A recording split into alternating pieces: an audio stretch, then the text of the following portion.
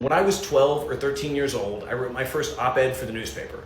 And I wrote it about children being tried as adults. And I said, my stance was that it is fundamentally unfair and wrong that a 14-year-old child here in Virginia, and people as young as 10 in some states, can be tried and punished, held responsible as adults. But no matter how intelligent or how educated or how competent, no 14 or 15 or 16 or 17-year-old kid has any process by which they can gain the rights and responsibilities of adulthood.